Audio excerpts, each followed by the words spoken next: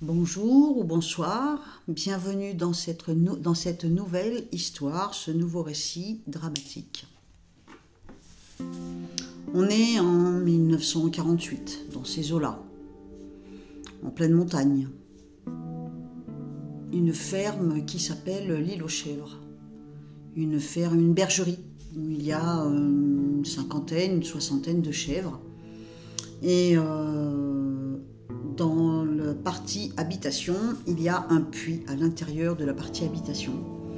Et il y a un homme qui s'appelle Roberto, une quarantaine d'années, qui crie au secours, qui appelle à l'aide. Il ne peut pas sortir du puits, il est vivant, et il crie au secours. Qu'est-ce qui se passe? Que fait-il ici? Pour connaître la raison qui fait que Roberto a atterri dans ce puits et qu'il ne peut pas en sortir, on va remonter quelques semaines en arrière. Il y a quelques semaines en arrière, Roberto arrive dans cette ferme, dans cette bergerie, avec son sac à dos. Il arrive, pas vraiment de la guerre, mais depuis la fin de la guerre, il a vagabondé. On va dire il arrive de la guerre, tu vois. Et c'est donc un Italien, un très bel Italien, d'une quarantaine d'années, musclé, viril, poilu. Quand il sourit, ses dents, on dirait un collier de perles. Un charmeur, il a les fossettes, il est très bavard, il a cet accent très prononcé italien, avec un français donc un peu difficile, qui fait tout son charme. Et il arrive donc, et c'est un vagabond, donc il n'a pas grand-chose, il est habillé comme un vagabond, il a un maillot, une paire de chaussures et un pull et un pantalon avec son sac à dos avec 2-3 bricoles dedans, il n'a rien. Il va de ferme en ferme finalement pour avoir le gîte et le couvert avec quelques prestations, contre quelques prestations. Et il arrive donc ici. Ici, il y a qui? Dans cette bergerie, dans l'île aux chèvres, pardon, je ne vais pas y arriver, il y a Pia. Pia, c'est une jeune femme de 25 ans, extrêmement belle, un peu à la Sophia Loren, tu vois, sauvage. Tu connais, tu te souviens, Sophia Loren, quand elle était jeune, une belle et sensuelle sauvage, une panthère italienne indomptable, tu sais. Voilà, ce genre de fille, mais à peine 25 ans. Donc, très saine en fait, tu vois.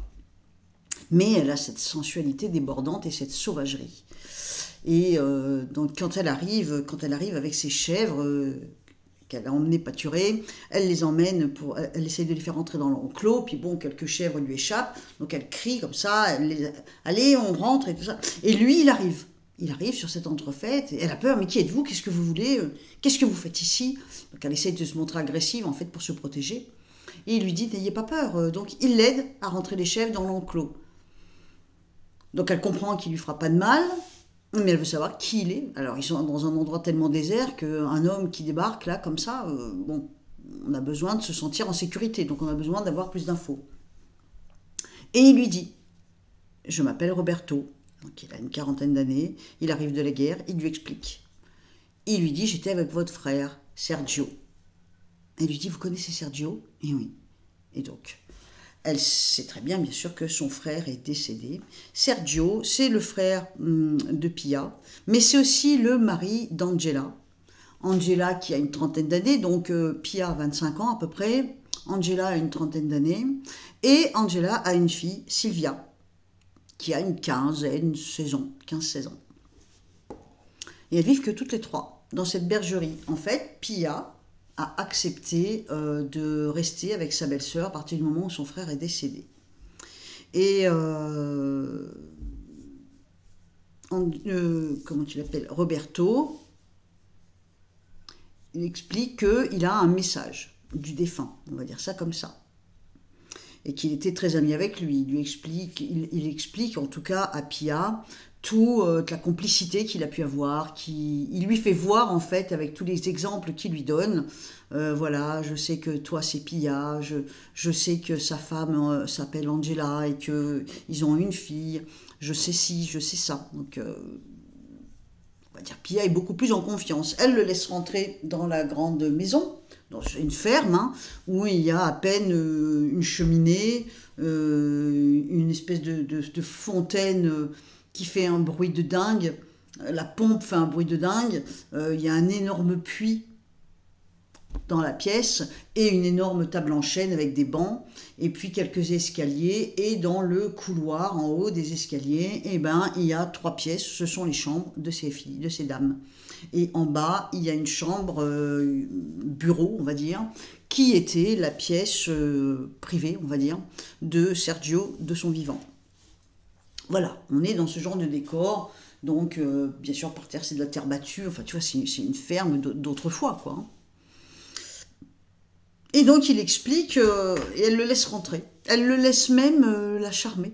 Il la charme, et elle se laisse charmer parce que, ben, écoute, elle a 25 ans, et ça doit faire plusieurs années qu'elle n'a pas vu un homme, et qu'elle n'a pas joué de séduction. Et à partir du moment où elle est plus en confiance, elle se laisse aller à sa propre nature, elle se laisse séduire, et elle le séduit. Et il plaisante, il rigole, il chahute, voire même il la fait tournoyer, presque danser. Et à un moment, un baiser lui échappe. Il l'embrasse. Elle dit non. Donc, on arrête tout. Ok, on se ressaisit. Sur cette entrefaite, la petite Sylvia arrive, la petite jeune de 15-16 ans, qui elle est tout à fait innocente. Et ils discutent. Et donc bien sûr, Pia lui explique que voilà, elle espère un jour sortir de ce trou à rats, hein, et qu'elle espère un jour repartir à Paris pour pouvoir enseigner, pour pouvoir être maîtresse d'école à Paris. Et elle lui explique aussi qu'elles vivent toutes les 3 ici. Et que finalement, l'épouse de son frère, donc Angela, l'épouse de Sergio, c'est un petit tyran. Hein. Elle est froide, elle est sèche, elle est dure. C'est aussi une jolie femme. Pas autant que... Enfin, après, c'est une affaire de goût. Mais c'est vrai que Pia est beaucoup plus sensuelle, beaucoup plus sauvage. L'autre a un aspect déjà beaucoup plus française, on va dire, beaucoup plus fade. Mais, voilà. Et donc... on se retrouve avec une femme de 25 ans, une femme de 30 ans veuf et une jeune fille de 15-16 ans qui vivent seules depuis des années, et un homme débarque, une quarantaine d'années, très charmeur, très séducteur, très beau, très viril, et avec beaucoup d'humour. Voilà. Elle s'installe et en fait Angela lui dit bon, tout ça c'est bien joli, mais on aimerait bien savoir qu'est-ce que vous faites là. Vous allez manger avant de partir. Elle lui fait comprendre, vous n'allez pas rester ici.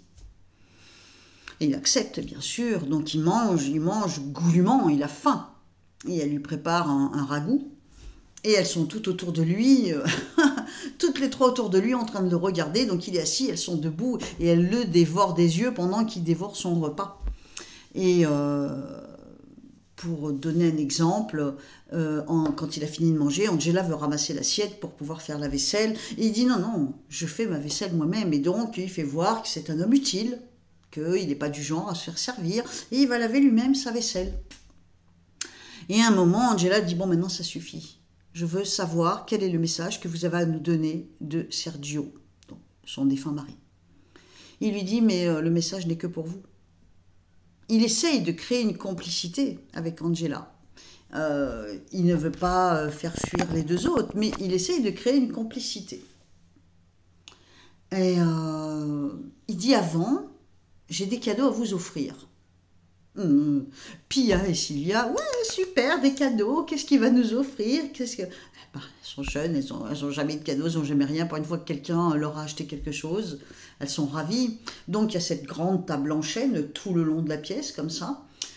Angela est tout au bout de la pièce, tout au bout de la table, tout à l'autre bout, comment il s'appelle, Roberto est assis. Et puis les 2 autres filles sont là, voilà, c'est quoi?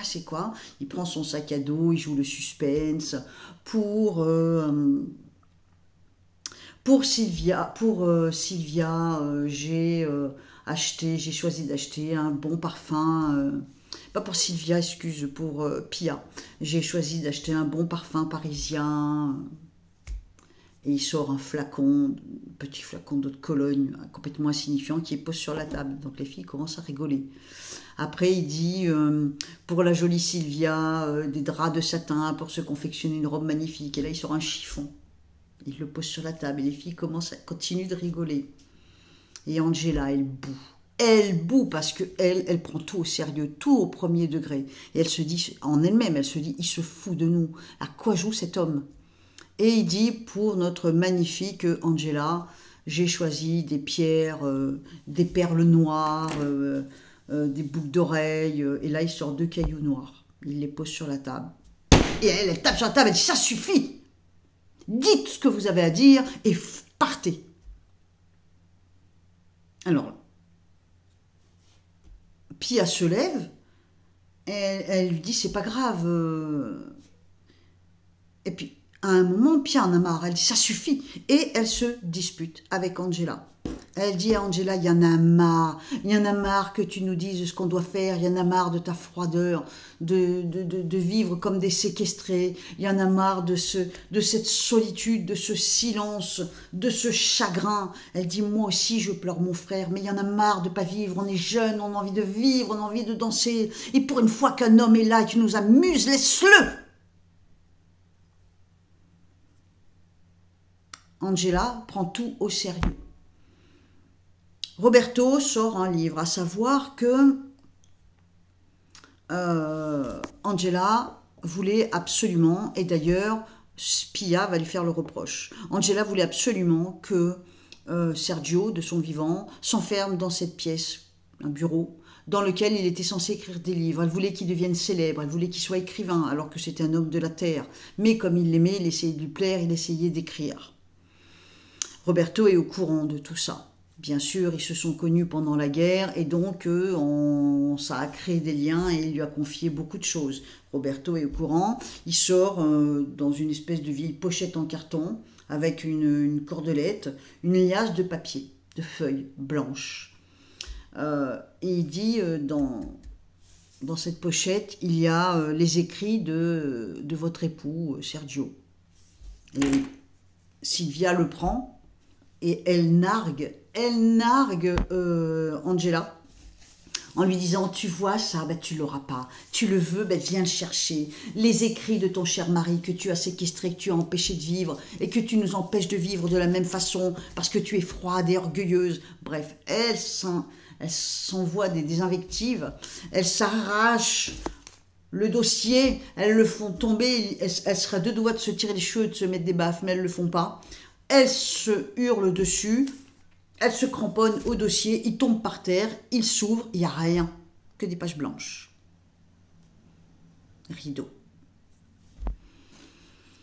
La pièce se glace, plus personne parle, tout le monde s'assoit, tout le monde fait la tête, ça dure des minutes entières. Roberto ne sait plus quoi faire, ne sait plus quoi dire, il se dit, bon ben là, j'ai plus qu'à partir.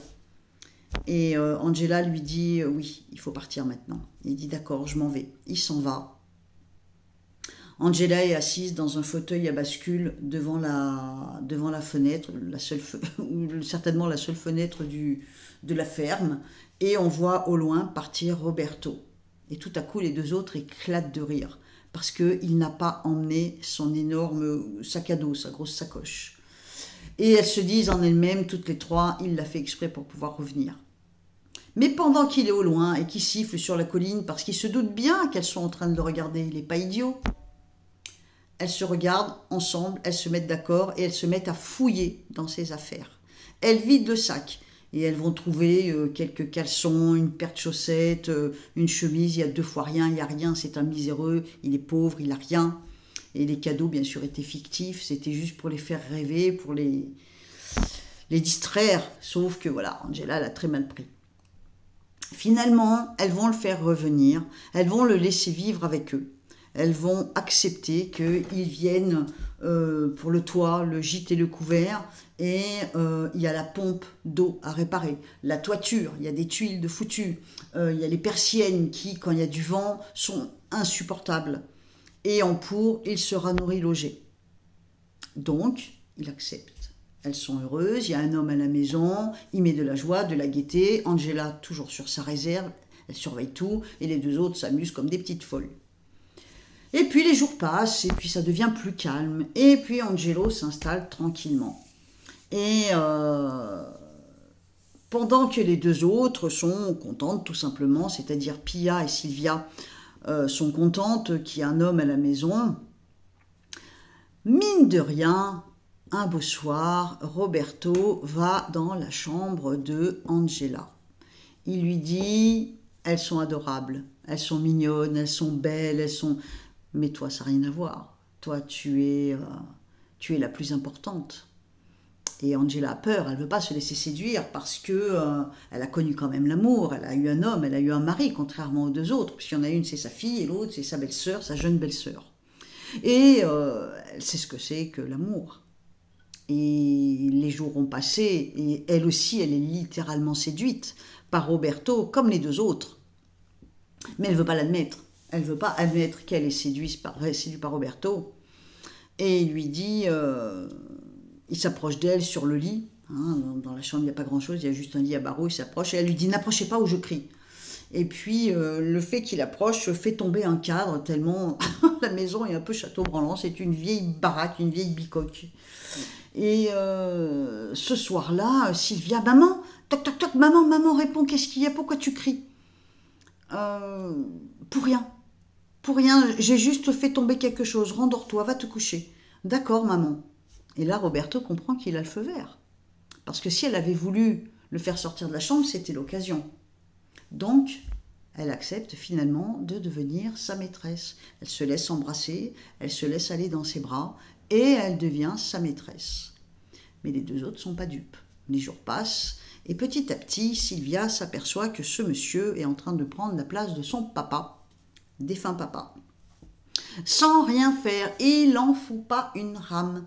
Il va rejoindre régulièrement Pia, quand Pia va au bord de la rivière pour laver le linge. Tu sais, comme à l'époque, au lavoir, elle va dans la rivière.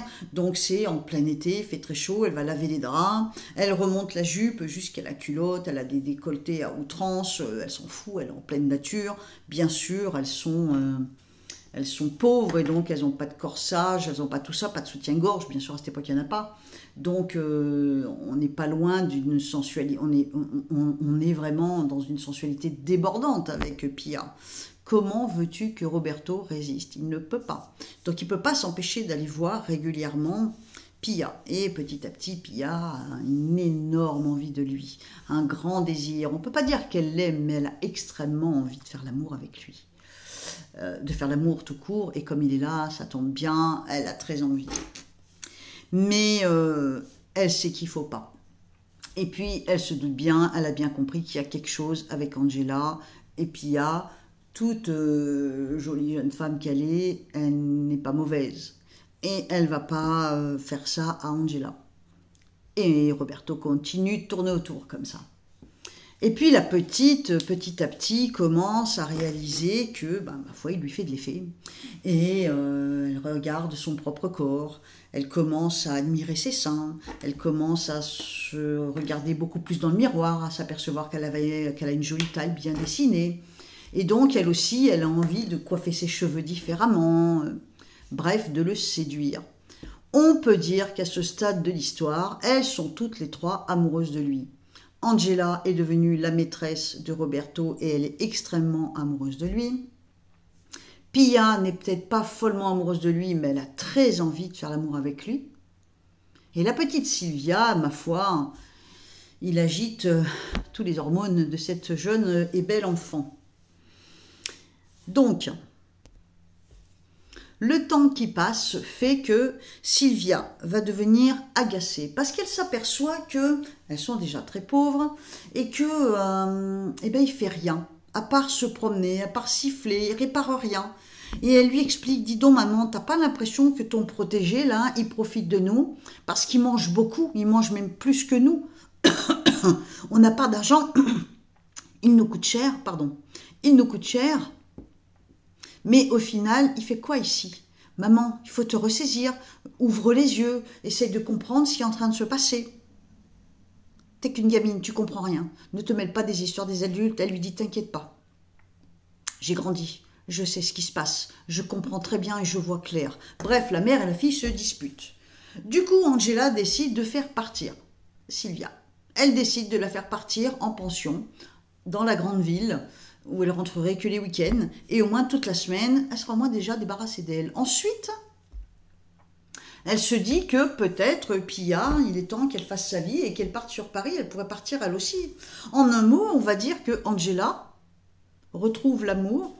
D'ailleurs, elle prie le Seigneur régulièrement en demandant pardon d'être amoureuse à ce point-là et d'avoir besoin finalement de voir partir les deux autres alors qu'elles étaient là pendant qu'elle avait besoin d'eux.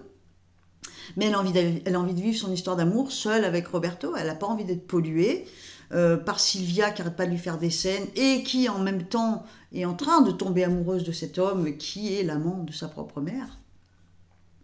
Et puis Pia pourrait partir parce que Pia est tellement belle, tellement sensuelle qu'elle devient un danger, gros danger potentiel. Sauf que les deux autres jeunes femmes n'entendent pas de la même façon.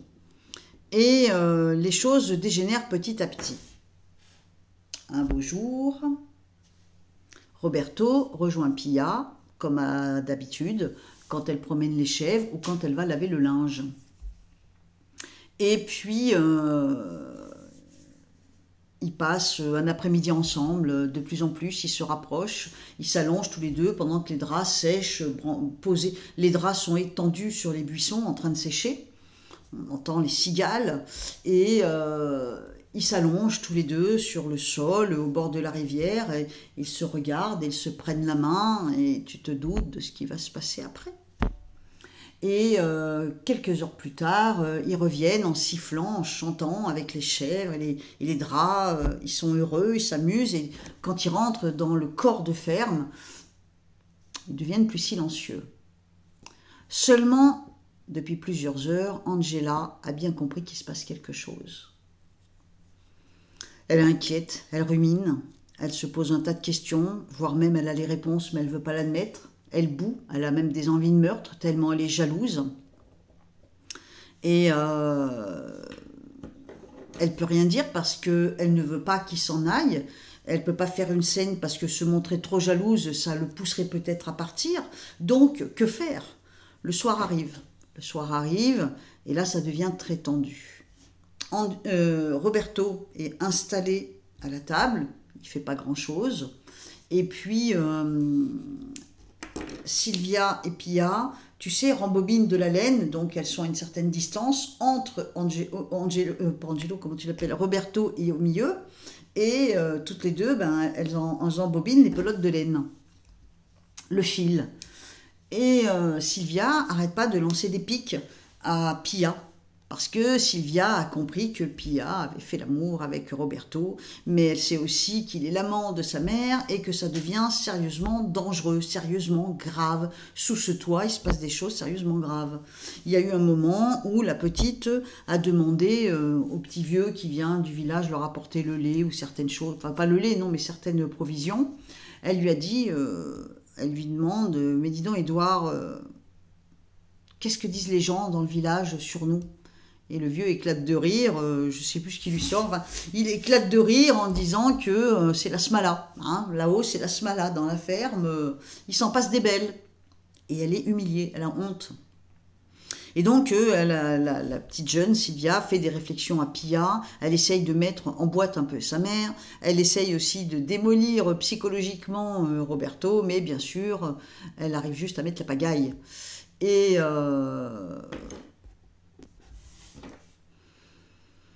Et Pia dit, j'en ai marre, je vais me coucher, je suis fatiguée, je vais me coucher. Ah oui, t'es fatiguée, qu'est-ce que t'as fait dans ta journée? Et toi, Roberto, t'as fait quoi dans ta journée? Et puis elle les provoque comme ça, elle essaie de leur faire cracher le morceau, elle a bien compris que cet après-midi-là, ils ont fait des choses au bord de la rivière qui n'est pas très catholique, on va dire. Et Roberto décide de monter se coucher, et Angela lui dit, non, tu restes là, tu attends. J'ai besoin de toi pour plier les draps.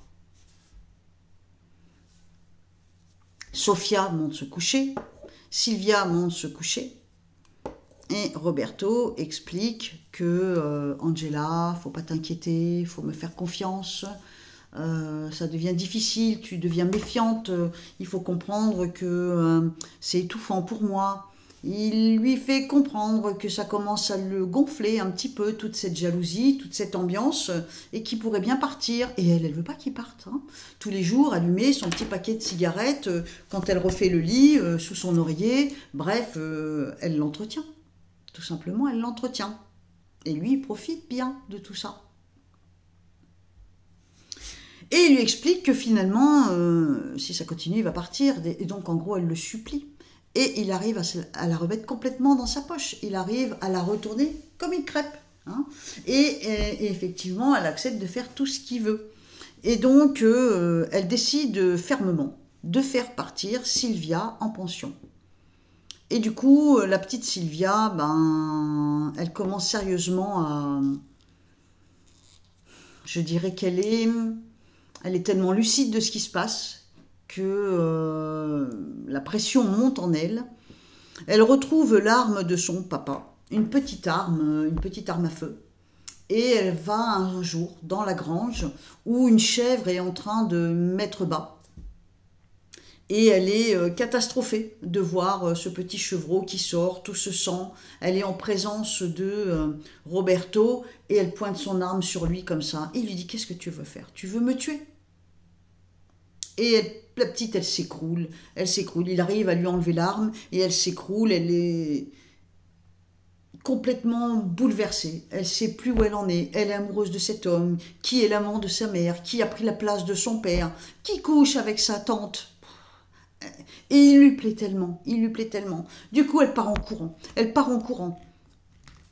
Pia, qui arrive sur cette entrefaite, se dit: oh là là, c'est pas normal, de la façon qu'elle crie, de la façon qu'elle court, elle va faire une bêtise. Et en effet, la petite Sylvia décide de se suicider. Elle décide d'en finir.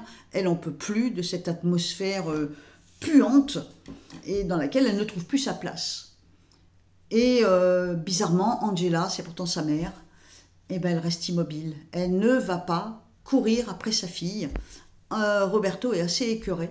Et il part en courant avec Pia pour aller chercher la petite Sylvia au cas où elle ferait une bêtise.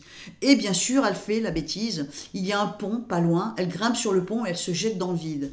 Heureusement, elle se jette dans le vide et elle atterrit dans la rivière. Roberto, qui n'est pas loin et qui est un homme sportif, on va dire, voilà, il saute dans la rivière, il la récupère. Il la ramène dans la ferme, il la pose sur un banc. Et tout le monde est autour, on lui fait sentir un peu de la menthe, on lui fait boire une petite goutte d'alcool pour la ramener à elle. La petite Sylvia, c'est quand même une jeune fille de 16 ans.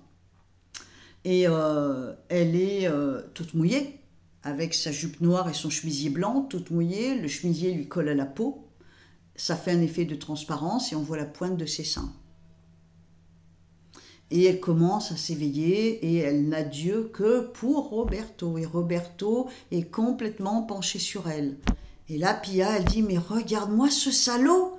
Elle dit: Angela, mais regarde comme il s'occupe de ta fille. Il dit: je la porte dans mes bras, je vais l'emmener dans la chambre et je vais la changer. Mais elle dit: c'est hors de question.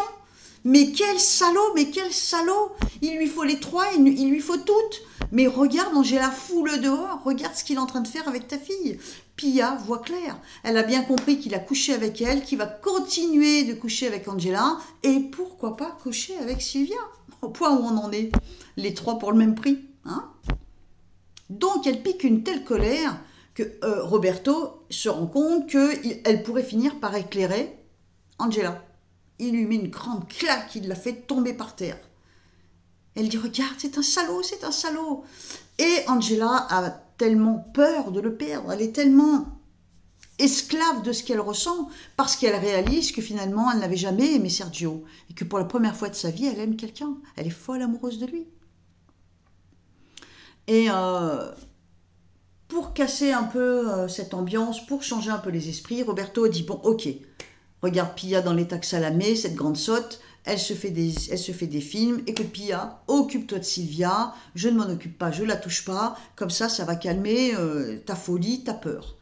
Il prend Angela dans les bras, il dit maintenant que tout le monde est en paix, tout le monde est sauvé, il dit: on va faire un grand festin, on va sortir la table, on va sortir les belles assiettes, on va sortir la nappe et on va se faire un grand festin. Et Angela tombe les deux pieds dans le panneau et elle prépare à manger et tout ça. Et tout au long de la soirée, il continue sans relâche de séduire les trois en même temps, de faire en sorte de créer une complicité avec l'une, une complicité avec chacune d'entre elles. Et à un moment, Angela dit et si on buvait du vin? Oh oui, du vin pour arroser ça. Nous avons un peu de viande, nous avons des légumes, il ne manque plus que le vin et la fête sera à son comble. Roberto, sois gentil, va chercher dans le puits les bouteilles de vin. Mais avec plaisir, ma chérie. Et dans le puits, bien sûr, on a beau être en plein été et en pleine altitude, dans les montagnes et tout ça, où il fait très beau, enfin voilà. Mais dans le puits, il fait froid. Enfin, il fait quand même assez froid. Et il est obligé de descendre le long d'une échelle en corde, très incertaine. Et il est obligé de descendre très bas, je dirais 15 mètres, au moins 15 mètres. Il descend, il descend, il descend, et puis il cherche les bouteilles, il dit « je trouve rien, ma chérie, je trouve rien ». Et elle remonte la corde. Ce qui veut dire que Roberto est coincé en bas, il ne peut pas remonter. Et là, les deux autres, qu'est-ce que tu fais? Elle dit « il va falloir qu'il paye ». Angela, avec sa froideur légendaire, il va falloir qu'il paye. Et elle le maintient des heures et des heures. Dans ce puits.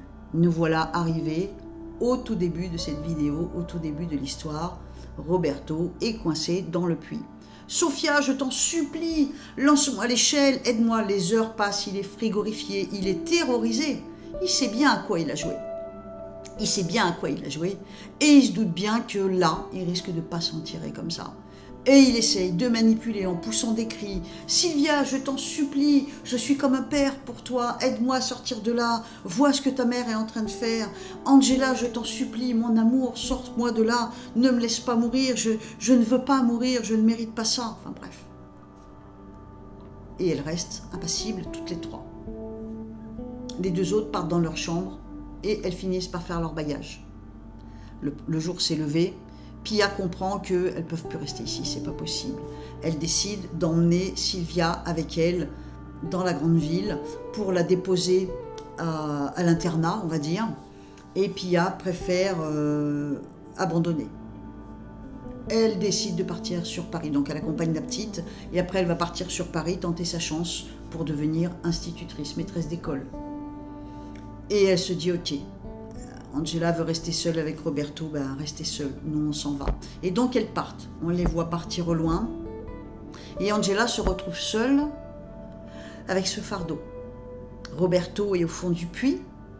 Il peut mourir si elle le laisse, bien sûr, parce qu'il fait froid, il fait humide, et ça fait quand même, allez, on va dire 15 heures à peu près qu'il est en dessous. Il n'en peut plus, donc il peut choper une fièvre, il peut mourir de froid et de faim. Elle peut, si elle veut, il ne peut pas remonter. Il est coincé, il n'y a pas d'échelle, et c'est un puits de 15 ou 20 mètres de long, allez, on va dire 15 mètres.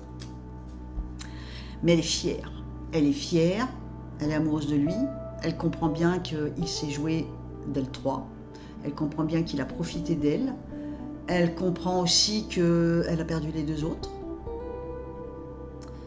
et qu'elle est veuve à tout jamais, qu'elle est condamnée finalement à rester dans ce corps de ferme toute seule avec ses 50 chèvres et que finalement Roberto n'a pas vraiment d'amour pour elle. Qu'est-ce qu'elle va faire? Il est l'heure de prendre une décision pour Angela. Elle s'est fourvoyée, elle s'est trompée, elle a été trahie, abandonnée, moquée. Qu'est-ce qu'elle fait? Eh bien, elle lance l'échelle pour qu'il puisse remonter. Elle tourne le dos, elle attend qu'il parte. Il remonte, il remonte, il remonte. Elle le sent derrière elle. Roberto ne dit pas un mot. Il prend son sac à dos et il s'enfuit. Et Angela restera seule jusqu'à la fin de sa vie dans cette ferme. Voilà, c'est la fin de mon histoire. Je t'embrasse bien fort et je te dis à une prochaine fois. Bye bye.